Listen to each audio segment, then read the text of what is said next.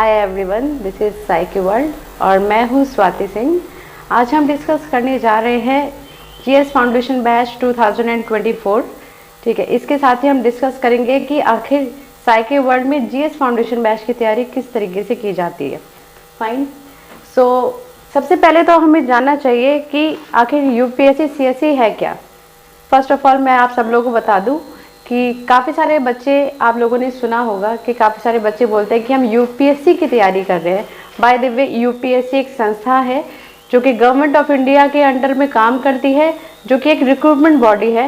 तो बेसिकली हम यूपीएससी की तैयारी नहीं करते हैं, यूपीएससी सीएससी की तैयारी करते हैं, जो कि अपने आप में सिविल सर्विसेज एग्जाम कहलाता है।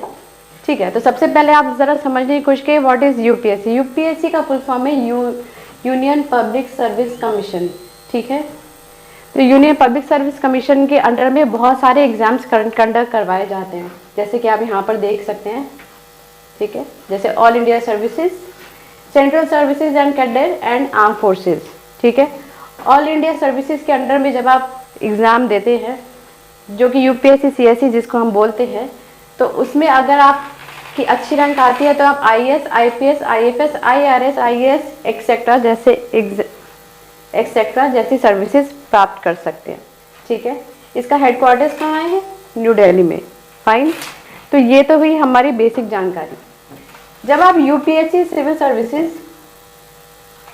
एक सेकेंड,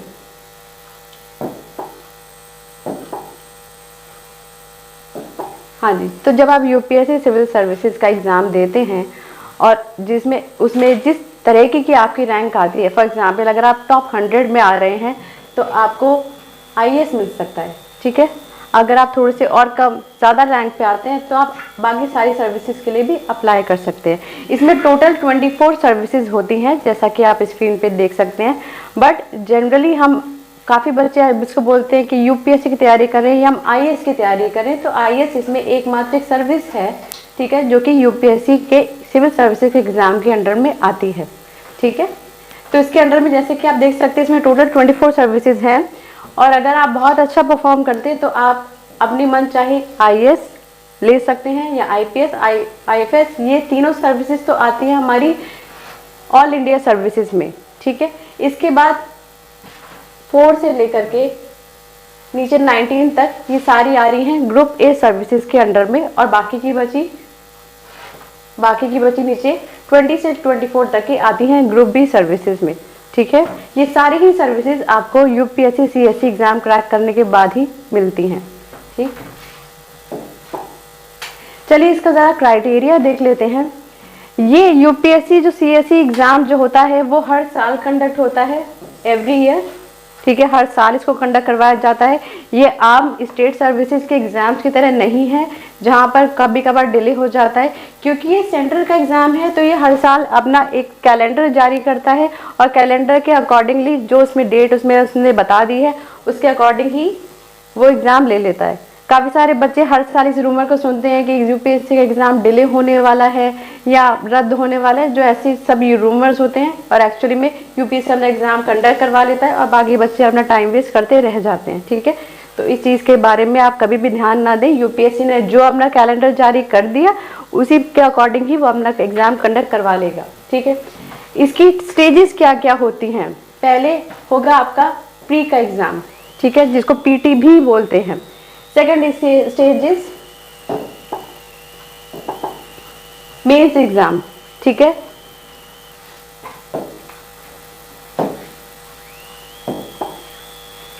हाँ जी, जो पीटी का एग्ज़ाम आपका होता है वो जनरली, जैसे अगले साल आप 2023 के बारे में अगर आप बात करते हैं तो 2023 की ऑलरेडी डेट डिक्लेयर है, दैट इज 28 मई।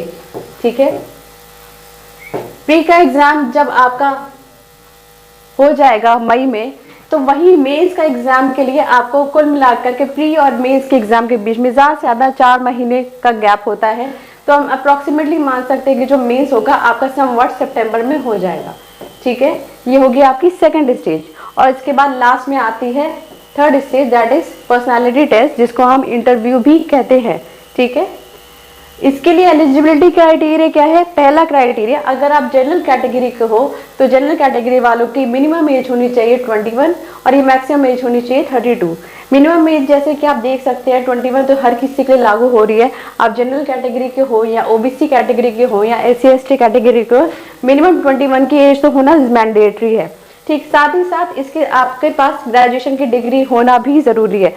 प्लस अगर आप ग्रेजुएशन के फाइनल ईयर में भी हो तो भी आप ये एग्जाम दे सकते हो। ठीक है, तो फाइनल ईयर वाले कैंडिडेट्स भी इस एग्जाम को दे सकते हैं। इसीलिए आजकल काफी सारे बच्चे इसको ग्रेजुएशन के साथ साथ इसकी तैयारी कर रहे हैं। तो आप भी अगर चाहें तो इसकी तैयारी अपने ग्रेजुएशन के फर्स्ट ईयर से या सेकेंड ईयर से कर सकते हैं, अगर आपको फाइनल ईयर में इसका एग्जाम देना है तो। ठीक है, हाँ, तो मैं ये बता रही थी कि जनरल कैटेगरी वालों की एज है 21 से 32 की एज तक की आप दे सकते हैं। वहीं अगर आप ओबीसी कैटेगरी के हैं तो आपको 3 साल का रिलैक्सेशन मिलता है, तो आपकी एज 35 तक की काउंट होगी। उसमें आपको 3 अटेम्प्ट एक्स्ट्रा मिलेंगे। ठीक है, क्योंकि जनरल कैटेगरी 6 अटेम्प्ट मिलते हैं, आपको मिलेंगे 3 अटेम्प्ट एक्स्ट्रा, तो हो जाते हैं 9 अटेम्प्ट। और SC/ST कैटेगरी को 21 की एज से 37 की एज तक की वो अनलिमिटेड अटेम्प्ट दे सकते हैं। अनलिमिटेड का मतलब आप पूरे 17 साल तक की जितनी बार पेपर देना चाहें आप उतनी बार पेपर दे सकते हैं। ठीक है, आपके अटेम्प्ट काउंट नहीं होंगे। फाइन,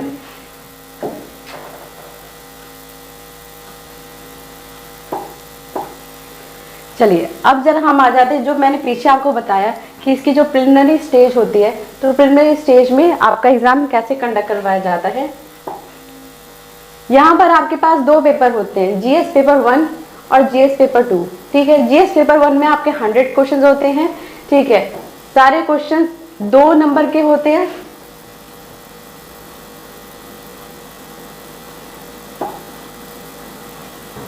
एक क्वेश्चन जैसे कि आप देख सकते हैं आपके पास टोटल नंबर ऑफ क्वेश्चंस कितने हैं? 100 क्वेश्चंस। ठीक है, GS पेपर 1 जो है जिसको हम GS कहते हैं, यहाँ पे जनरल स्टडीज पेपर 2 बोला गया है, इसको हम CSAT भी बोलते हैं। ठीक है, इसमें GS पेपर 1 में आपके जो आर्ट साइड के सब्जेक्ट्स होते हैं जैसे हिस्ट्री, ज्योग्राफी, पॉलिटी, इकोनॉमिक्स, ये सारे पेपर्स होते हैं। ठीक है, कुल मिलाकर के 7 सब्जेक्ट्स होते हैं आपके पास। ठीक, टोटल नंबर ऑफ क्वेश्चंस कितने होते हैं? 100। टोटल कितने नंबर का पेपर होता है? 200 का। मतलब हर एक क्वेश्चन के लिए कितने नंबर हुए? 2 नंबर। ठीक है, और ये 2 घंटे का पेपर भी होता है, +2 मार्क्स होते हैं for each and every question. ठीक है, GS पेपर 2 जो कि है CSAT के पेपर में आपके कुल मिलाकर के 80 क्वेश्चन रहते हैं। ठीक है, कितने नंबर के? 200 नंबर के। मतलब हर एक क्वेश्चन आपका 2.5 मार्क्स का है। ठीक है, अब इन दोनों में एक सिमिलैरिटी भी समझ लीजिएगा, ये दोनों ही पेपर जो है यहाँ पर आपकी नेगेटिव मार्किंग भी चलेगी। ठीक है, नेगेटिव मार्किंग मतलब अगर आपने इस पेपर में आपके एक क्वेश्चन पे आपको 2 नंबर मिल रहे हैं, अगर आपने सही आंसर मार्क किया, तो वहीं अगर आपने गलत क्वेश्चन आंसर मार्क कर दिया तो इस 2 नंबर के 1/3 माइनस हो जाएंगे। मतलब 0.66 मार्क्स डिडक्ट होंगे। समझ में आ गया? वही इसमें अगर आपको एक क्वेश्चन के 2.5 नंबर मिल रहे हैं, तो वही इस क्वेश्चन को अगर आपने गलत अटेम्प्ट किया तो 2/3 का 2.5 का 1/3 डिडक्ट हो जाएगा। तो मतलब आप 0.80 के अराउंड नंबर लूज भी कर देंगे। तो ध्यान से ज़रा पेपर को अटेम्प्ट कीजिएगा। दूसरी चीज़ ये कि आपका जो GS पेपर 2 है ये क्वालिफाइंग की नेचर है। क्वालिफाइंग का मतलब इसमें कुछ एक कट ऑफ बता रखी है पहले से। वो कट ऑफ क्या है? आपको इसमें कुल मिलाकर के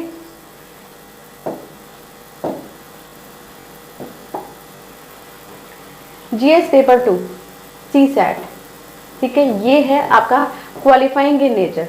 क्वालिफाइंग मतलब यहाँ पर UPSC ने ऑलरेडी बता रखा है कि 33% पासिंग मार्क्स। मतलब आप इसमें 66 मार्क्स लेकर के आ जाइए आउट ऑफ 200, और इसके बाद आप अगर 200 में से 200 भी स्कोर करते हैं तो फर्क नहीं पड़ेगा, केवल आपको उसको पास करना है, बाद में इसके नंबर आगे नहीं जुड़ेंगे। मेरिट जो बनेगी आपके इस GS पेपर 1 से ही बनेगी। ठीक है,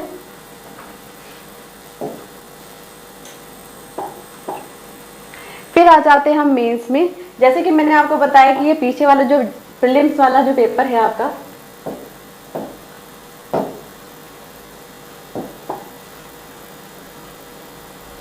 जो प्रीलिम्स पेपर था वो आपका मई में कंडक्ट हो रहा था, वहीं जो ये मेंस वाला पेपर है, मेंस वाला आपका कंडक्ट होगा समवॉट सितंबर में। ठीक, प्रीलिम्स वाले पेपर में आपके पास दो पेपर थे, पहला पेपर था जीएस, दूसरा पेपर था सीसैट। ठीक है, जबकि यहाँ पर जो मेंस वाला पेपर है, यहाँ पर कुल मिला करके आपके पास 9 पेपर्स होते हैं, जैसे कि आप यहाँ देख सकते हैं 9 पेपर्स हैं ओवरऑल। ठीक है, इसमें पहला पेपर आपका है, ये दोनों जो पेपर हैं ये आपके लैंग्वेज के पेपर होते हैं, जिसमें से इंग्लिश लैंग्वेज जो है कंपलसरी है।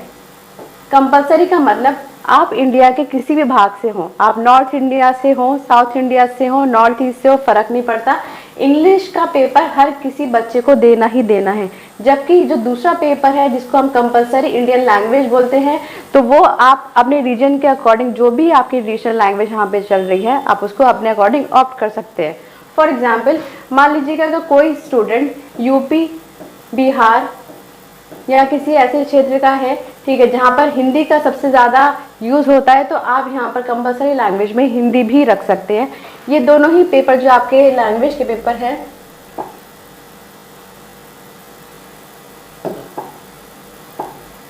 ये जो दोनों ही आपके लैंग्वेज के पेपर जो चल रहे हैं, ठीक है, ये भी अगेन क्वालिफाइंग इन नेचर है। क्वालिफाइंग का मतलब अगेन इसमें आपको बताया गया कि 300 मार्क्स ईच रखे गए हैं, बट इसको क्वालिफाई करके छोड़ना है, मतलब इसको पास करके छोड़ देना है। पासिंग मार्क्स कितने बताए गए हैं, अब यहाँ पर इसके पासिंग मार्क्स बताए गए हैं, ध्यान रखिएगा, इसके पासिंग मार्क्स है ओनली 25%। इसको कंफ्यूज मत कीजिएगा कि पीछे हमने प्रीलिम्स में जो बोला था कि सीसेट का पेपर होता है और सीसेट का पेपर 33% पासिंग मार्क्स होते हैं, जबकि इसमें ये केवल इस लैंग्वेज के पेपर के मार्क्स रखे गए 25%, मतलब कि आपको दोनों ही पेपर में 75 मार्क्स ईच लेकर के आने हैं और बाद में इसके नंबर नहीं जुड़ेंगे, मतलब आपको इसको पास करके छोड़ देना है। ठीक, इतना समझ में आया। अब इसके बाद बाकी के इन दोनों पेपर को हटाने के बाद बाकी के जितने भी पेपर आपके यहाँ से यहाँ तक बच रहे हैं, ये सारे ही पेपर 250 मार्क्स ईच हैं। ठीक, तो अब कितने पेपर बच रहे हैं आपके पास, टोटल मिला करके 250 मार्क्स ईच के आपके पास 7 पेपर्स हैं, जिसका एग्रीगेट हो जाता है 1750 मार्क्स का। ठीक है, ये 1750 मार्क्स तो हुए आपके मेंस के, ये मेंस के मार्क्स हुए, और जितने लोग मेंस को क्वालिफाई करेंगे वो आगे जा करके पीटी मतलब पर्सनल टेस्ट, पर्सनालिटी टेस्ट मतलब इंटरव्यू का एग्जाम देंगे। इंटरव्यू के मार्क्स कितने रखे गए हैं, 275 मार्क्स। तो जो फाइनल मेरिट आपकी बनने वाली है वो इन दोनों को ही मिला करके बनेगी, तो इसका एग्रीगेट कितना हुआ, 2025 मार्क्स। ठीक है, 2025 मार्क्स में से फाइनली आपकी मेरिट बनाई जाएगी। ठीक है, यहाँ तक ही तो हो गई आपकी जनरल जानकारी, जो कि एक यूपीएससी कैंडिडेट को या फिर यूपीएससी की तैयारी करने वाले एक एस्पिरेंट को पता होनी चाहिए। ठीक, यहाँ तक ही तो जनरल इंक्वायरी। अब इसके बाद हमारे यहाँ स्पेशल क्या है, आज का सेशन जो हमने रखा है स्पेशल बात हम इसमें ये करने जा रहे हैं कि अगर आप साइकिल वर्ल्ड के साथ कनेक्ट होना चाहते हैं तो साइकिल वर्ल्ड आखिर दूसरे इंस्टीट्यूट से ऐसा क्या डिफरेंट करता है कि यहाँ के साइकिल वर्ल्ड में आपको दूसरे इंस्टीट्यूट से ज़्यादा एडवांटेज प्राप्त होता है। जैसे कि साइकिल वर्ल्ड की अप्रोच क्या रहती है, देखिए यहाँ पर तो आप, जैसे मैंने आपको बताया कि भाई हमारे पास प्रीलिम्स में 2 पेपर हैं, ठीक है, जीएस और सीसैट। ठीक, इसके आगे हैं आपके पास 9 पेपर्स। ठीक, अब इनको तैयारी कैसे करनी होती है, तो यहाँ पर साइकिल वर्ल्ड के साथ आपका पहला एडवांटेज कि साइकिल वर्ल्ड सीधे फर्स्ट ऑफ ऑल केवल सब्जेक्ट्स के पीछे नहीं भागता। सबसे पहले यहाँ पर हमारी एक स्ट्रैटेजी ये रहती है कि अगर आप आमतौर पर सोचने की कोशिश कीजिए तो यूपीएससी आखिर क्या है, यूपीएससी सीएससी क्या है, इसे आगे जाकर के आप आईएएस अधिकारी बनते हैं। अब एक आईएएस अधिकारी को, जैसे आपने रोजमर्रा में सुना होगा कि कोई भी पर्सन अगर आपसे कोई क्वेश्चन पूछे तो वो ये इसके आगे ऐड कर देता है कि अरे आप आईएएस की तैयारी कर रहे हो, ये चीज़ तो आपको पता होनी चाहिए, है ना। तो एक नॉर्मल एक बिलीफ है, ये नॉर्मल एक नॉर्म है सोसाइटी का कि वो सोचते हैं कि आईएएस पर्सन को ये चीज़ पता होनी चाहिए। तो इसी तरीके से कुछ ऐसे बच्चे होते हैं, कुछ ऐसे विद्यार्थी होते हैं जो सीधे यूपीएससी की तैयारी करने तो बैठ जाते हैं, बट उनको इंडिया के बारे में कुछ जानकारी नहीं होती। तो फर्स्ट ऑफ ऑल सीधे किताबों पे जंप करने से पहले आप थोड़े से इस बारे में ज़रा देखिए कि क्या आपको इंडिया के बारे में सब कुछ पता है।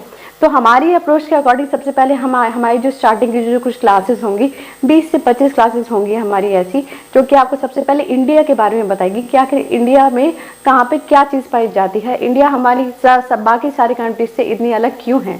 ठीक है, तो उसकी हमारी क्या अप्रोच है, स्टार्टिंग में जब भी आप हमारे यहाँ जो नया बैच जब भी लॉन्च होता है, तो नए बैच में जो स्टार्टिंग की 20 से 25 क्लासेस होंगी उसमें हम आपको इंडिया के बारे में बताएंगे।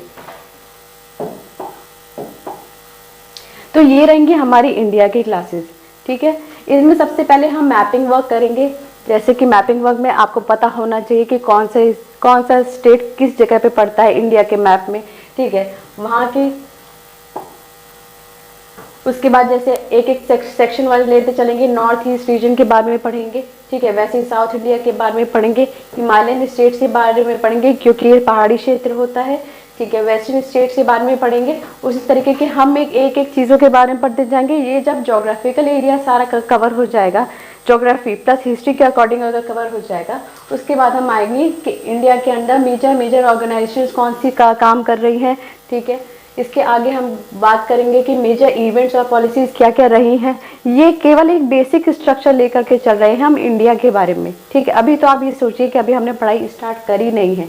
ठीक, अभी हम केवल इंडिया के बारे में जान रहे हैं, कौन कौन से मेजर एक्ट्स हैं वुमेन या चाइल्ड को लेकर के और इंडिपेंडेंस को लेकर के हमारी क्या क्या एक्ट्स रहे हैं। ठीक है, उसी तरीके से फेमस पर्सनैलिटीज़ हमारी कौन कौन सी रही हैं। ठीक है, तो ये स्टार्टिंग के 20 से 25 दिन हम यहाँ पर बात करेंगे इंडिया के बारे में। ठीक है, ये तो हो गया हमारा बेसिक्स। ठीक, अब हमारी फाइनली स्ट्रैटेजी स्टार्ट होती है यूपीएससी सीएसई के रिगार्डिंग। ठीक है, तो उसके लिए हम क्या करेंगे, जैसे कि मैंने आपको पहले बताया कि हमारा फर्स्ट अप्रोच जो है इंडिया क्लासेस, ये जब खत्म हो जाता है फिर हम आते हैं एनसीईआरटी पे। ठीक, एनसीईआरटी तो सभी को पता है कि एनसीईआरटी हमें पढ़ाई करनी होती है। एनसीईआरटी की जितनी किताबें हैं 6 से लेकर के 12 तक की हमें सारी किताबें करनी होती है। ठीक है,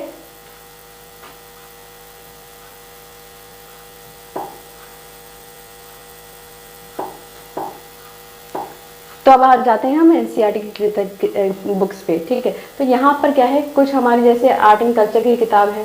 ठीक है, तो उसमें आर्ट एंड कल्चर पहले तो हमें आपको ये पता होना चाहिए कि हमारे पास टोटल कितने सब्जेक्ट्स हैं। ठीक है, ये सारे सब्जेक्ट्स आपको याद होने चाहिए, लर्न होने चाहिए, कि ऐसा ना हो कि आपसे कोई पूछे कि आपके पास जीएस में कितने सब्जेक्ट्स हैं, तो आपके पास एकदम क्लियर कट शॉर्ट आपके पास ये होना चाहिए कि हाँ भाई जीएस प्री के अकॉर्डिंग हमारे पास 7 सब्जेक्ट्स हैं। उसी तरीके से अगर आपसे कोई पूछे कि अगर आपके पास मेंस में कितने सब्जेक्ट्स हैं, तो आपको ये चीज़ पता होनी चाहिए। ऐसा ना हो कि भाई आपको वो चीज़ पता ही ना हो और एग्जाम में जाकर के आपको एकदम से दिखाई दे कि अरे ये क्वेश्चन आ गया, तो ये क्वेश्चन कहाँ का है। तो पहले तो आपके अंदर ये चीज़ होनी चाहिए कि पहले तो आपको सिलेबस याद होना चाहिए।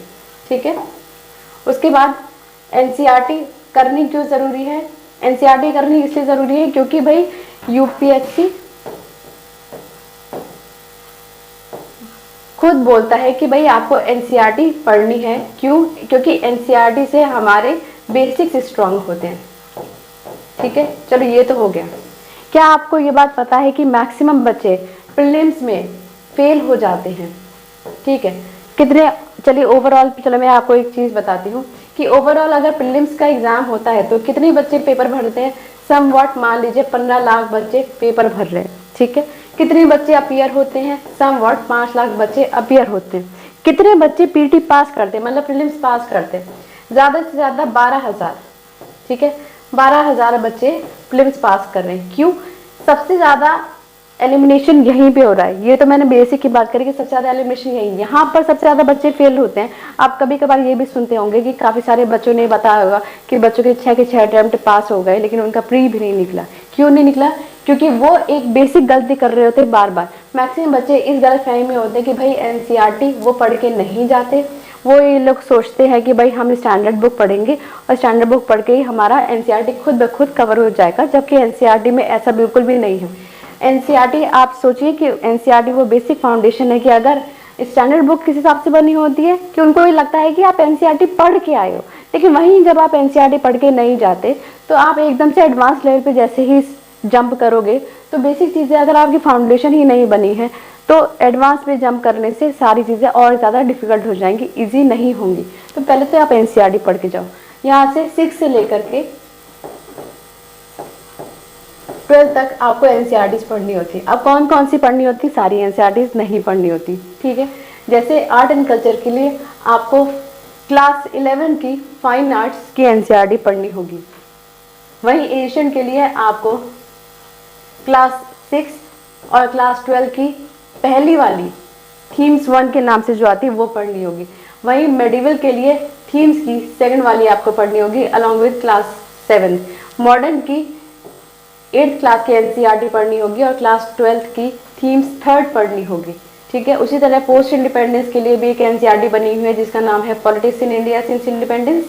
ज्योग्राफी के लिए आपको 6 से लेकर के 10 तक की सारी एनसीईआरटी पढ़नी है, प्लस 11th और 12th की 4 किताबें होती हैं, वो 4 किताबें भी आपको पढ़नी है। ठीक है, एनसीईआरटी से आप बस एक ज्योग्राफी एक मास एक ऐसा सब्जेक्ट है जहाँ पे आप एनसीईआरटी पे पूरा रिलाई कर सकते हो। मैक्सिमम सब्जेक्ट्स आपके ज्योग्राफी के इससे कवर हो जाते हैं। ठीक है, नेक्स्ट आता है हमारा पॉलिटी। तो पॉलिटी में हमारी 2 किताबें चलती हैं, constitution at work and political theory. ठीक है, इस तरीके से आप बाकी सारी लिस्ट आप इसको पढ़ सकते हो। ठीक, ये सारी किताबें हो गई आपकी एनसीईआरटी की।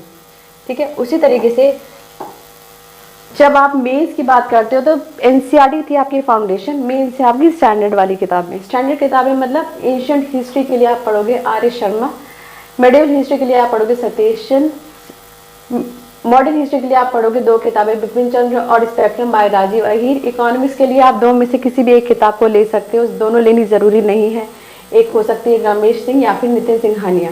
ठीक है, उसके बाद ज्योग्राफी के लिए जैसा कि मैंने आपको बताया कि एनसीईआरटी काफ़ी रहती है, बट फिर भी अगर आपको थोड़ा सा और एफर्ट लगाना है, आपका मन है, तो आप जीसी लियोंग और सविंदर सिंह भी कर सकते हैं। बट हाँ, एटलीस्ट तो आपको करनी ही करनी है, आपको मैपिंग बहुत ढंग से आनी चाहिए। ठीक, उसके बाद पॉलिटी के लिए है आपकी एम लक्ष्मीकांत।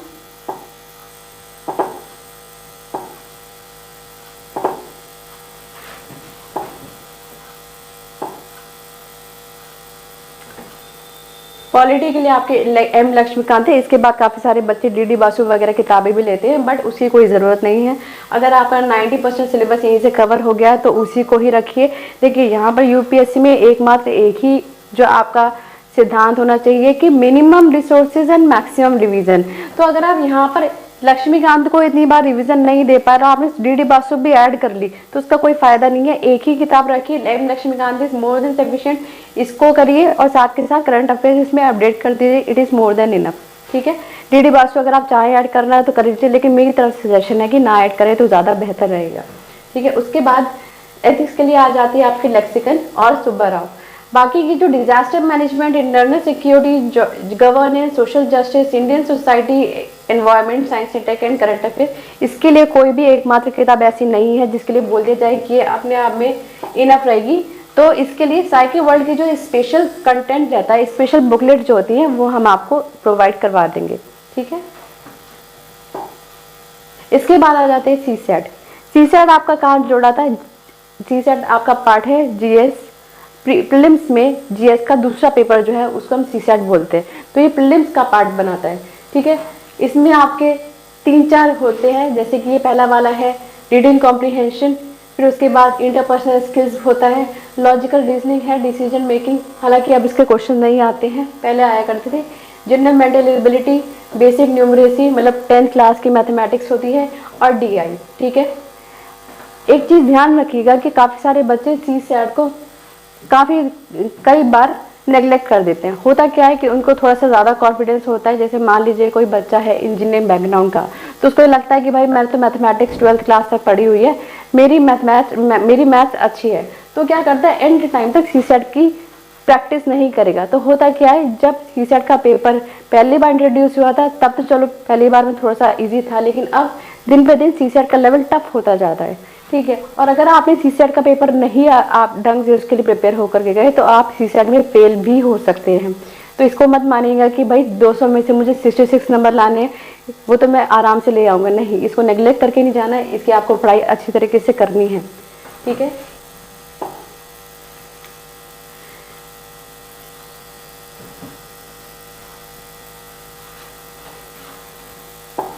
अब आ जाते हैं हम हमने शोर 70 थीम्स पे। देखिए हमारा एजेंडा क्या है, देखिए हमारा एजेंडा है कि सबसे पहले जैसे अभी मैंने आपको बताया, हम पहले स्टार्टिंग करेंगे इंडिया के बारे में जानना, ठीक है, वो मैंने आपको बता दिया कि 20 क्लासेस में आप इंडिया को जान जाएंगे। फिर उसके बाद हमारा नेक्स्ट स्टेप होगा एनसीईआरटी। हम एनसीईआरटी आपको अपने आप से पढ़ने की ज़रूरत नहीं है, वो भी हम आपको पढ़ाएंगे। उसके बाद आ जाएंगे हम एडवांस पे, मतलब एनसीईआरटी जिस पर्सन ने अच्छे से समझ ली, फिर आप वही चीज़ मेंस लेवल से आप पढ़ना शुरू करेंगे एडवांस में। साथ ही साथ आप सीसेट को पढ़ेंगे यहाँ पर, ठीक है। अगर आप साइकिल वर्ल्ड के साथ कनेक्ट होते हैं तो आप अपने पूरे टेन्योर में सीसेट को कम से कम 2 बार आप आराम से पढ़ लोगे। हमारी प्लानिंग इस तरीके से रहेगी कि आप सीसेट को 2 बार पढ़ो। कैसे?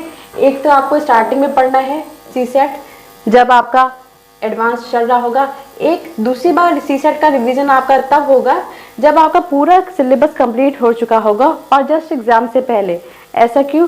क्योंकि जब आप एग्जाम में बैठोगे, देखिए एग्जाम में जब आप बैठते हो तो एग्जाम से पहले आपकी सीसेट की प्रैक्टिस बहुत अच्छे लेवल से होनी चाहिए। क्यों? क्योंकि वहाँ पर जो आपके 80 क्वेश्चन आने वाले हैं उसमें रीडिंग कॉम्प्रिहेंशन भी रहेगा, उसमें मैथमेटिक्स भी रहेगी, उसमें रीजनिंग भी रहेगी। तो होता क्या है कि अगर मान लीजिए कि सीसेट की तैयारी मैंने बहुत स्टार्टिंग में कर ली और बाद में मैं उसको निश्चिंत होकर के मैंने उसको बंद करके रख दिया और मैंने सोचा कि चलो सीसेट मेरा हो गया है, अब सीधे मैं इसको एग्जाम में देखूंगी, तो होगा क्या कि आपके बीच में उस प्रिपरेशन के बीच में आप कम से कम 9 से 10 महीने का गैप ले लोगे। और उस बीच में क्या होगा कि आप मैक्सिमम इसके फॉर्मूलाज भूल जाओगे, इसकी ट्रिक्स भूल जाओगे, इसको प्रैक्टिस करने की आदत आपकी छूट जाएगी। तो एग्जाम में वही पेपर फिर आपके लिए आपको ज़्यादा टाइम लगेगा एक एक क्वेश्चन को सॉल्व करने के लिए। इसलिए एग्जाम से पहले भी हम इसका एक बार सेशन फिर से रिविजन सेशन इसका डालेंगे, ताकि सीसेट के जितने फॉर्मूलेज आप पहले पढ़ चुके हो उसको एक बार फिर से हम रिवाइज कर लें और उसका मैक्सिमम इसकी प्रैक्टिस ले लें, ठीक है। तो हम सीसेट के 2 बार रिविजन करेंगे, ठीक है। तो यहाँ तक ही तो हो गया आपका इंडिया, फिर एनसीईआरटी, फिर एडवांस के साथ सीसेट, ठीक है। और जब हमारा ये सिलेबस जब कवर हो जाएगा, हमारी स्ट्रैटेजी ये रहेगी कि हम बाय जनवरी जिस साल, अगर जैसे मान लीजिए मैंने कहा कि 2024, ठीक है, तो 2024 के जनवरी से पहले हम आपका सारा कोर्स कंप्लीट करवा देंगे, ठीक है। अच्छा, जब कंप्लीट करवा देंगे तो पेपर तो आपका मई में है, बाकी के 4 महीने आप क्या करोगे? बाकी के 4 महीने हम क्या करेंगे कि जब आप जनवरी में पहुंच जाएंगे, ठीक है, जब आप जनवरी में होंगे तब हम आपके लिए एक और नया सेशन लेकर के आए हैं जिसको बोलते हैं शोर 70 थीम्स। क्या है ये शोर 70 थीम्स? देखिए यहाँ तक कि आपने जैसे दिसंबर में आपका अभी 2022 के दिसंबर में आपका बैच शुरू हुआ, 2023 के दिसंबर तक एक साल में आपका पूरा सिलेबस कंप्लीट हो जाएगा, फाइन। अभी भी आपके 2024 के एग्जाम में आपके पास 5 महीने हैं, तो 2024 का जनवरी जैसे ही लगेगा, ठीक है, जनवरी में हम सारा सिलेबस हमारा कंप्लीट हो चुका है। अब हम इसको रिवीजन देंगे एक अलग तरीके से। अलग तरीका मतलब हम यहाँ पर थीम बेस्ड रिवीजन देने वाले हैं। मतलब कि अब आपने सब कुछ पढ़ रखा है, हिस्ट्री पढ़ रखी है, ज्योग्राफी पढ़ रखी है, पॉलिटी पढ़ रखी है, तो अब हम इसमें से थीम्स बनाना शुरू करेंगे कि अगर चलिए मान लीजिए मैंने आपसे कहा कि चलिए आप मुझे इंडिया के ट्रेड के बारे में बताइए। अब क्या आपको ये लगता है कि ट्रेड एक ऐसा टॉपिक है जो कि केवल इकोनॉमी से ही रिलेटेड है? जी नहीं। ट्रेड एक ऐसा टॉपिक है जो कि शायद हिस्ट्री से भी लिंक कर सकता है, ज्योग्राफी से भी लिंक कर सकता है, इकोनॉमी से लिंक तो बनाता ही बनाता है, इनफैक्ट इंटरनेशनल लेवल से भी लिंक बना सकता है, ठीक है। तो अब जैसे मैंने अगर आपको बोला कि भाई आप एडमिनिस्ट्रेटिव डेवलपमेंट के बारे में बात करिए, ठीक है, तो यहाँ पर आप हिस्ट्री से भी आप इसको रिलेट कर सकते हैं, ठीक है, हिस्ट्री से आप रिलेट करते चल रहे। बाद में ब्रिटिश टाइम पे भी आप सारा एक बार में पूरा रिवीजन ले लेंगे कि भाई हमने स्टार्टिंग से लेकर के एंडिंग तक हिस्ट्री अगर जो पढ़ी है उसको एक बार समराइज करके हम देखें तो हमारा एडमिनिस्ट्रेशन स्टार्टिंग से मॉडर्न एज से लेकर के ब्रिटिश तक की और कंटेम्प्रेरी मतलब आज के टाइम तक की कितना चेंज हो चुका है, ठीक है। तो ये हमारी एक समरी के तौर पे हम सारे सब्जेक्ट्स को कनेक्ट करते हुए चलेंगे और हमारी रिविजन करने का तरीका थोड़े से बाकी सब इंस्टीट्यूट के कंपैरिजन में थोड़ा सा डिफरेंट हो जाएगा, ठीक है। वहीं पे जैसे कि आप देख सकते हैं कि टेक्नोलॉजीज, ठीक है, तो ये आपके मेंस में आता है साइंस एंड टेक के नाम से, या फिर प्री में भी आता है साइंस एंड टेक के नाम से। एक चीज़ को ध्यान रखिएगा, साइंस एंड टेक में क्यों बोल रही हूँ? क्योंकि साइंस अलग है। Science is like basic science, जिसमें आप फिजिक्स, केमिस्ट्री, बायो की बात करते हो, जहाँ पे आपकी NCERT is more than sufficient. Plus जब मैंने इसके साथ जोड़ दिया टेक, टेक का मतलब है कि आज के वर्ल्ड में, कंटेम्प्रेरी वर्ल्ड में जो नए नए डेवलपमेंट हो रहे हैं रिगार्डिंग द टेक्नोलॉजीज, उसको हम ऐड कर देते हैं साइंस के साथ, तो ये हमारा एक नया सब्जेक्ट बन जाता है साइंस एंड टेक, ठीक है। तो हम इसकी तैयारी करते हैं। अब साइंस एंड टेक अभी जैसे मैंने बोला कि अभी नए जो कंटेम्प्रेरी टॉपिक्स को उठाते हैं, लेकिन क्या साइंस एंड टेक केवल कंटेम्प्रेरी है? जी नहीं। हाँ, अगर मैं इसको जोड़ना चाहूँ तो मैं इसको पीछे मतलब काफ़ी हिस्ट्री से भी कनेक्ट कर सकती हूँ, ठीक है। तो अगर आप ये चाहो तो इसको साइंस एंड टेक में जितने भी आपके डेवलपमेंट हो रहे हैं, space, defence, nuclear, electronics and telecommunication, ये तो हो ही गया। इसको आप IPR मतलब यहाँ पर इकोनॉमिक्स भी इंक्लूड हो जाती है, ठीक है, प्लस इंटरनेशनल रिलेशन से भी इसको कनेक्ट कर सकते हैं, ठीक है। तो यहाँ पर क्या है, हम सारे सब्जेक्ट्स के बीच में कनेक्शन बनाते हुए चल रहे हैं, ठीक है। और ये स्ट्रैटेजी किसी और इंस्टीट्यूट के साथ आपको नहीं मिलेगी, ठीक है। बेसिकली एक्चुअली अगर देखिए दिक्कत क्या होती है, मैं आपको एक और नई चीज़ बताने जा रही हूँ।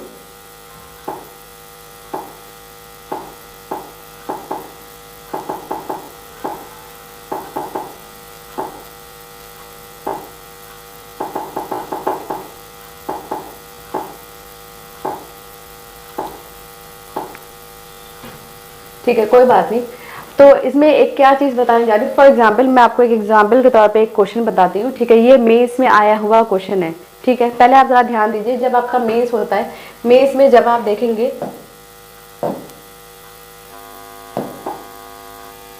हाँ, तो जब आपका मेंस होगा तो मेंस में जब आप वापस जा करके देखेंगे तो मेंस में आपके GS के 4 पेपर होते हैं, GS 1, 2, 3, 4, ठीक है। अब इनमें सब में अलग अलग सब्जेक्ट्स रखे गए हैं। जैसे फर्स्ट वाले में GS 1 में history, geography, art and culture और साथ में इंडियन सोसाइटी, ठीक है। तो ये जो अलग अलग जो सब्जेक्ट्स मैंने जो रखे हैं ना, ठीक है, साथ में वर्ल्ड हिस्ट्री, ठीक है। उसी तरीके से सेकंड वाले में क्या है, आपका है polity, constitution, governance, international relation, social justice.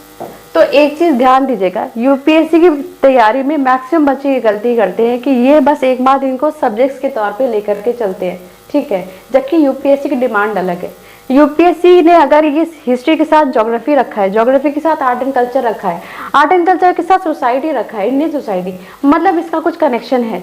अगर जैसे अगर आप कुछ हमारे साथ स्टूडेंट्स ऐसे होंगे जिन्होंने शायद अपनी एक आध बार तैयारी कर रखी होगी, तो आप लोगों को पता चलेगा कि जो हमारी पॉलिटी है वो समवट हिस्ट्री से ही निकाली गई है, ठीक है। पॉलिटी का जब आप पहला चैप्टर पढ़ोगे, historical background of Indian constitution, तो उसमें जो एक्ट्स हम जो शामिल करते हैं वो एक्ट्स कहाँ से निकले हैं, इंडियन हिस्ट्री का ये पार्ट है, ठीक है। बट अगर UPSC का मन करता तो शायद वो हिस्ट्री को पॉलिटी के साथ रखता, ठीक है, बट UPSC ने ऐसा नहीं किया। उसने क्या किया है, हिस्ट्री को ज्योग्राफी के साथ में art and culture, Indian society उसके साथ रखा है, मतलब इन सभी सब्जेक्ट्स में कोई कनेक्शन है, ठीक है। और वही कनेक्शन आपको निकालना है, इसीलिए वो कनेक्शन आपको पता होगा कनेक्शन निकालते किस तरीके से। इसके लिए हमने आपके लिए यहाँ पर डिज़ाइन करी है शो 70 थीम्स, ठीक है। तो अब आपको समझ में आ गया होगा कि पहला स्टेप आपका क्या है। पहले तो एक बार को आपको सारा सिलेबस कंप्लीट कर लेना है। जब आपका एक बार को सारा सिलेबस कंप्लीट हो जाता है, फिर आप सारे सब्जेक्ट्स को कनेक्ट करना शुरू करते हो, ठीक है, जैसे कि UPSC डिमांड करता है, ठीक। तो ये हैं आपके सारी 70 थीम्स। यहाँ पर आपके जैसे कि आप देख सकते हो, सिटीजनशिप, पॉपुलेशन, सेंसस, ठीक है, scientific progress, development, government, current affairs, तो सारी चीज़ें कनेक्टेड हैं, ठीक है। ये सारे कनेक्शन के बाद जब आप सारे कनेक्शन एक बार में बना लेते हो तो आपका एक तरीके से रिवीजन भी हो जाएगा और साथ ही साथ आपकी मेंस की तैयारी भी हो जाएगी, ठीक है। अच्छा, हमारी फैकल्टीज कौन कौन से, ये यहाँ पर हमारी फैकल्टी की लिस्ट है, ठीक है, जो कि हर एक सब्जेक्ट के लिए अलग अलग फैकल्टी हमने यहाँ पर चूज कर रखी है। इसके साथ साथ आपको शोर 70 की थीम्स तो यहाँ पर मिल ही रही है। करंट अफेयर्स के लिए क्या करें, देखिए जब आपकी क्लासेस हुआ करेंगी तो आपकी क्लासेस किस तरीके से होंगी, देखिए मंडे से फ्राइडे आपकी क्लास रहेगी 2 घंटे की, ठीक है। ये तो 2 घंटे की प्योर क्लास हो गई जो सब्जेक्ट वाइज चलेगी, प्लस एंड का जो 30 मिनट्स होंगे, तो एंड के 30 मिनट्स में हम हर दिन एक प्रीवियस ईयर क्वेश्चन निकालेंगे मेंस का, उसको हम क्लास में डिस्कस करेंगे और आपको इसकी अप्रोच बताएंगे कि आखिर वो जो एक पर्टिकुलर क्वेश्चन है उसकी अप्रोच क्या होनी चाहिए। जैसे कि UPSC में आपको पता होगा कि आपको मेंस का आंसर कभी भी अटेम्प्ट करना है तो उसका एक इंट्रो होता है, उसका एक बीच का बॉडी पार्ट होता है और एंड में कंक्लूजन होता है, ठीक है। तो आपको हर एक क्वेश्चन की अप्रोच कैसे रखनी है और साथ ही साथ ये भी पता होना चाहिए कि अगर 150 वर्ड का क्वेश्चन है तो उसको कैसे अटेम्प्ट करना है, 250 वर्ड का क्वेश्चन है तो उसको कैसे अटेम्प्ट करना है, ठीक है। हम हर दिन इसकी प्रैक्टिस करेंगे, ठीक है, इसके थ्रू, ठीक है। तो हर दिन हम एक प्रीवियस ईयर क्वेश्चन लेने वाले हैं। तो ये हो जाएगा आपका डेली आंसर राइटिंग प्रैक्टिस, ठीक है। तो ये है आपके डेली आंसर राइटिंग प्रैक्टिस। इससे आप मेंस की तैयारी भी कर रहे हो। देखिए, आप केवल पढ़ाई नहीं कर रहे, पढ़ाई के साथ साथ आप यहाँ से डे 1 से मेंस की तैयारी भी कर रहे हैं। Daily answer writing practice along with this, हमारे यहाँ जो करंट अफेयर्स है, ठीक है, मंडे से फ्राइडे जैसे मैंने आपको बताया, ये तो हो गई आपकी स्टार्टिंग की क्लास, ठीक है। सैटरडेज में रहेगा आपका करंट अफेयर्स, ठीक है, जो कि ये यहाँ पर मैं आपको बता रही हूँ करंट अफेयर्स। करंट अफेयर्स हम कहाँ से कवर करते हैं? द हिंदू, हमारे पास कम से कम 2 न्यूज़पेपर होते हैं, द हिंदू और इंडियन एक्सप्रेस। यहाँ से हम सारे टॉपिक्स कवर करते हैं। साथ ही साथ राज्यसभा, लोकसभा, इनसे भी हम आपके टॉपिक्स कनेक्ट करेंगे। साथ ही गवर्नमेंट की जितनी भी वेबसाइट्स हैं, जैसे PIB हो गया, ठीक है, उन सारी साइट से भी हम सारी चीज़ें कनेक्ट करते हुए आपको हर दिन, हर हफ्ते की एक बार में ही करंट अफेयर्स की क्लास दिया करेंगे। ये क्लास होगी 3 घंटे की, तो जिसमें आपका हर हफ्ते का पूरा करंट अफेयर्स एक बार में खत्म हो जाएगा। फिर संडेज में क्या होगा? संडेज में होगा आपका टेस्ट। आपने पूरे हफ्ते भर में जो भी पढ़ाई करी है उसका एक टेस्ट होगा हर संडे, ठीक है। फॉर एग्जाम्पल, जैसे मैंने आपको बताया कि जब हम स्टार्टिंग कर रहे थे तो हमने पढ़ी NCERT, जिसको मैंने कहा कि स्टार्टिंग के 4 से 5 महीने आपकी NCERT चलेगी। आप हर हफ्ते जो NCERT में कवर करते जा रहे हो उसका हमने एक टेस्ट प्रिपेयर करके रखा हुआ है। तो कुल मिलाकर के हमारे पास NCERT से कितने टेस्ट हैं? कम से कम 16 टेस्ट हमारे NCERT से बनते हैं, ठीक है। तो ये कब होंगे? हर संडे को आपके टेस्ट होंगे।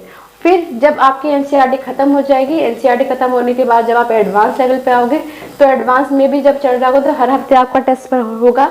तो उसी तरीके से कम 40 टेस्ट आपके एडवांस के बनेंगे, ठीक है। ये तो हो गया टेस्ट अलग है और ये डेली आंसर राइटिंग प्रैक्टिस अलग है, ठीक है। कुल मिलाकर के आप इतने टेस्ट कर लो, डेली आंसर राइटिंग प्रैक्टिस कर लो, along with this previous year के क्वेश्चंस कर लो।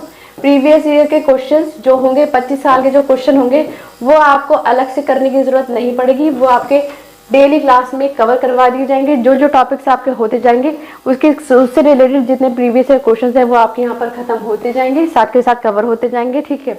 कोशिश कीजिएगा रट जाने चाहिए, मगअप हो जाने चाहिए, याद हो जाने चाहिए, क्योंकि कभी कभार यूपीएससी क्या करती है कि यूपीएससी अपने प्रीवियस ईयर क्वेश्चन को हल्का सा चेंज करेगी या कभी कभार चेंज भी नहीं करती है और उसको रिपीट कर देती है, ठीक है। तो उसके लिए आपको प्रीवियस ईयर क्वेश्चन हमेशा याद रहने चाहिए, ठीक है। इसका एक और फायदा भी है कि जब आप प्रीवियस ईयर क्वेश्चन याद कर लोगे तो आपको समझ में आ जाएगा कि आखिर यूपीएससी क्वेश्चन निकालती कैसे है। उसके अकॉर्डिंग, अगर जैसे मैंने हिस्ट्री की बात करी तो हिस्ट्री के अकॉर्डिंग वो किस टाइप का क्वेश्चन सोच रही होती है, वो कौन से सेक्टर पे ज़्यादा ध्यान देती है। तो ये प्रीवियस ईयर क्वेश्चन आपको उस अप्रोच में बहुत ज़्यादा मदद करते हैं, ठीक है।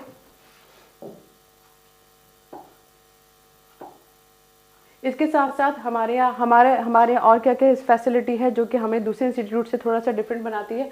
हमारे यहाँ होते हैं ग्रुप डिस्कशन, ठीक है। ये हमारे यहाँ ग्रुप डिस्कशन है, जैसे कि आप यहाँ पे देख सकते हैं,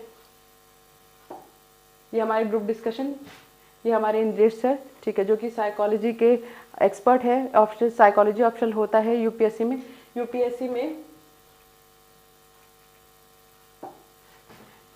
में कुल मिलाकर के 26 सब्जेक्ट्स आपको दिए जाते हैं ऑप्शनल में, जिसमें से आपको एक सब्जेक्ट चूज करना होता है अपने ऑप्शनल के लिए। वहीं एक ही सब्जेक्ट के 2 पेपर बनते हैं। तो ये जो इंद्रेश सर हैं हमारे यहाँ, वो यहाँ पर बेस्ट टीचर हैं साइकोलॉजी के। तो यहाँ पर आप देख सकते हैं कि वो बच्चों के साथ बैठ करके ग्रुप डिस्कशन भी करते हैं, ठीक है। साथ ही साथ दूसरी फैसिलिटी हमारी क्या है कि इसके साथ हमारी one on one mentorship programme भी है, ठीक है। One on one mentorship programme जो है हमारा,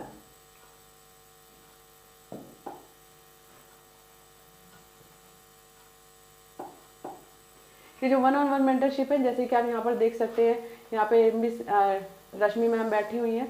रश्मि मैम है, नवीन वर्मा सर हैं, के मित्तल सर हैं, ये सब रिटायर्ड IAS ऑफिसर्स हैं, ठीक है। तो इनके साथ आपका मेंटरशिप प्रोग्राम भी रखा गया है, ठीक है। तो यहाँ पर आपको one on one mentorship programme भी मिलेगा, ठीक है, जहाँ पर आपको प्रीवियस रिटायर्ड IAS ऑफिसर्स के साथ मिल करके बात करने का मौका भी मिलेगा, ठीक है। साथ ही साथ ये तो हो गई हमारी ऐसे लोग जो कि ऑलरेडी सर्विस में रह चुके हैं, वो आपको अपने लाइफ के एक्सपीरियंसेस आपके साथ शेयर करेंगे, जो कि आपको यूपीएससी में मदद करेंगे। साथ ही साथ हमारे पास दूसरी मेंटरशिप भी है, जिसको हम बोलते हैं ड्यूअल मेंटरशिप।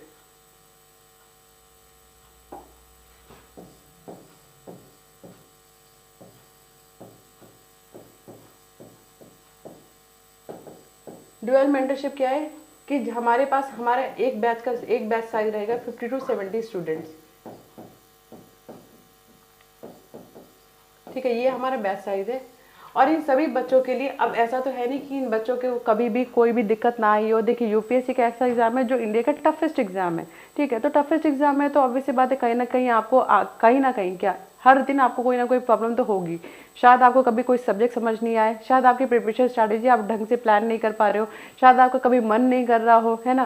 तो ये सारी दिक्कतें जब आती हैं तो आपको एक ऐसे पर्सन की ज़रूरत होती है जो आपको अच्छी तरीके से गाइड कर सके। उसके लिए हमने आपके यहाँ पर मेंटर्स फैसिलिटी रखी हुई है, ठीक है। तो मान लीजिएगा अगर हमारे पास 4 मेंटर्स हैं, ठीक है, और हमारी क्लास की स्ट्रेंथ का साइज है 50 to 70 स्टूडेंट्स, तो हर एक मेंटर के पास कम से कम 12 से 15 बच्चे होते हैं, ठीक है। ये 12 से 15 बच्चों के ऊपर ये एक मेंटर बैठा हुआ है जो जिसका काम है इन 12 से 15 बच्चों को वन-on-1 मेंटरशिप प्रोवाइड करना, ठीक है। ये मेंटरशिप और क्या काम करेंगे, ये मेंटर्स का काम है कि जब आप टेस्ट दिया करेंगे, ठीक है, पहले तो ये आपकी प्लान करेंगे कि आपको पढ़ाई किस तरीके से करनी है। अच्छा, मैं प्लान क्यों बोल रही हूँ, क्योंकि हर एक बच्चे की क्षमता अलग अलग होती है। कोई एक एवरेज बच्चा होगा जो कि उसको स्टार्टिंग में पढ़ाई करने में कम से कम एक सब्जेक्ट को पढ़ने में 8 घंटे लग रहे होंगे, वहीं कोई एक बहुत ब्राइट स्टूडेंट होगा जो कि उसी काम को ज़्यादा से ज़्यादा 3 से 4 घंटे में निपटा सकता है। तो बच्चे की कैपेबिलिटी के हिसाब से यहाँ पर जो मेंटर्स होते हैं वो उनका प्लान डिज़ाइन करते हैं, ठीक है। तो ये एक एक बच्चे को देख करके उनके लिए प्लान कस्टमाइज़ किया जाएगा, ठीक है। साथ ही साथ जब भी आपके टेस्ट होंगे, जैसे मैंने आपको कहा कि एनसीईआरटी का टेस्ट होगा, ठीक है, या एडवांस का टेस्ट होगा। मैंने कहा था एनसीईआरटी का टेस्ट कितने होंगे, कुल मिलाकर के 16 टेस्ट होंगे और एडवांस में कुल मिलाकर के 40 टेस्ट होंगे। ये सारे टेस्ट जो होंगे, इस मेंटर का काम है आपके इन सारे टेस्ट को रिकॉर्ड करना, ठीक है, एक रिपोर्ट कार्ड बनाना, ठीक है। ये सारे आपके रिकॉर्ड हो रहेंगे। क्यों? क्योंकि एंड में जब आप एग्जाम से जस्ट पहले प्रिपेयर होकर के जब आप पहुंचने वाले होंगे, एग्जाम से जस्ट पहले जब आपके पास 2 महीने बच रहे होंगे, तब उस टाइम पे हमारा ऑल इंडिया टेस्ट सीरीज चल रहा होगा, ठीक है। अब देखो एग्जाम से पहले जैसे आपके नंबर आ रहे होंगे ना, वैसे ही एग्जाम के टाइम में आपके नंबर आ रहे होंगे। जैसे मान लीजिए कि भाई एग्जाम से जो 2 महीने पहले अगर आपने कोई टेस्ट लिखा तो उसमें आपके नंबर बन रहे हैं 100, ठीक है। तो अगर जब मई में जब आपका पेपर होगा तो आप ये मान करके चल सकते हो कि जब ये 100 नंबर आपके प्रैक्टिस के टाइम पे आए थे, वहीं पे आपके प्लस या -5 इतने नंबर ऑन एन एवरेज आपके आ रहे होंगे, ठीक। तो हमारे मेंटर्स का काम क्या है कि अगर आपके इतने नंबर नहीं आ रहे, जैसे कि क्वालिफाई करने के लिए आपको minimum to be on the safer side कम से कम 120 नंबर आपके आने चाहिए आउट ऑफ 200 जब आप एग्जाम की प्रिपरेशन कर रहे हो। मैंने ये नहीं कहा कि 120 आपकी कट ऑफ होती है, मैंने कहा to be on the safer side, क्योंकि जो कट ऑफ है ये फ्लक्चुएट करती रहती है। कभी कभार जैसे 2016 में सबसे हाईएस्ट कट ऑफ इसकी जा चुकी है 116.3 मार्क्स। वहीं आज तक की सबसे लोएस्ट कितनी रही है, 2021 में थी, वो थी 87.5 मार्क्स, ठीक है। तो ये आज की ये लोएस्ट की सबसे हाईएस्ट। तो हमें समझ में आ रहा है कि हमें इसके हिसाब से प्लान करना है। तो अगर मैं राउंड अबाउट कहूँ तो आपको कम से कम 120 नंबर लाने हैं आउट ऑफ 200 जब आप प्रैक्टिस कर रहे हो अपने टेस्ट पेपर्स की। लेकिन अगर आपके इतने नंबर नहीं आ रहे हैं तो हमारे मेंटर्स का काम क्या होगा, मेंटर्स ने आपके जो यहाँ पर टेस्ट ले रखे हैं, तो यहाँ पर टेस्ट को एनालाइज करेंगे कि इस टेस्ट के दौरान आपका ऐसा कौन सा सब्जेक्ट था कि जो स्ट्रॉन्ग था। फॉर एग्जांपल मैंने अपनी तैयारी पे मेरा इकोनॉमिक्स स्ट्रॉन्ग था, ठीक है, और वहीं मेरा सबसे वीक सब्जेक्ट कौन सा था, हिस्ट्री। तो मेरा मेंटर अब मुझे बोलेगा कि भाई आपका इकोनॉमिक्स ठीक ठाक चल रहा है तो आप इसको ज़्यादा फोकस करो कि अब इसका एक भी क्वेश्चन गलत नहीं होना चाहिए। वहीं हिस्ट्री जिसको मैं पूरा साल दे करके भी मैं इसमें अच्छा स्कोर नहीं कर पा रही, तो बोलेगा आप हिस्ट्री पे थोड़ा सा फोकस कम करके इसी की जगह कोई और ऐसा सब्जेक्ट के ऊपर फोकस करो जहाँ पर आप नंबर खींच सकते हो, ठीक है। तब जा करके आपका जो ये 120 का टारगेट है ये पूरा होगा। तो आपको समझ में आ गया होगा कि हमारे यहाँ पे मेंटर का कितना बड़ा रोल रहता है, ठीक है। तो यहाँ पर अगर आप साइके वर्ल्ड ज्वाइन करते हो तो साइके वर्ल्ड से ज्वाइन करने से आपको 2 फायदे हैं। सबसे पहले तो आपको रिटायर्ड आईएएस ऑफिसर्स के साथ उनकी लाइफ से रिलेटेड कुछ एक्सपीरियंसेस आपको साथ शेयर होंगे, ठीक है, ताकि आपको पता चले कि आखिर एक आईएएस अधिकारी की ज़िंदगी किस तरीके से बीतती है। साथ ही साथ प्रिपरेशन के दौरान आपको दूसरा डुअल मेंटरशिप में जो दूसरा पर्सन होगा, जो मेंटर होंगे वो एक ऐसे लोग होंगे जिन्होंने ऑलरेडी एग्जाम क्लियर कर रखा है या फिर वो कम से कम अपने इंटरव्यू लेवल तक गए हों। तो वो लोग आपकी हेल्प करेंगे कि आखिर आपको पूरे प्रिपरेशन के दौरान आपकी प्लान कैसे रहना चाहिए, स्ट्रैटेजी कैसे रहनी चाहिए, ठीक है, और स्मार्ट स्टडी कैसे करनी है, ठीक है। तो यहीं पे आज हमारा ये सेशन ख़त्म होता है। अगर आपको मेरा ये प्लान समझ में आया हो और आपको मेरा प्लान पसंद आया हो तो आप हमारा नेक्स्ट बैच ज्वाइन कर सकते हैं, जो कि हमारा स्टार्ट होने वाला है 18 दिसंबर से। Okay, thank you very much.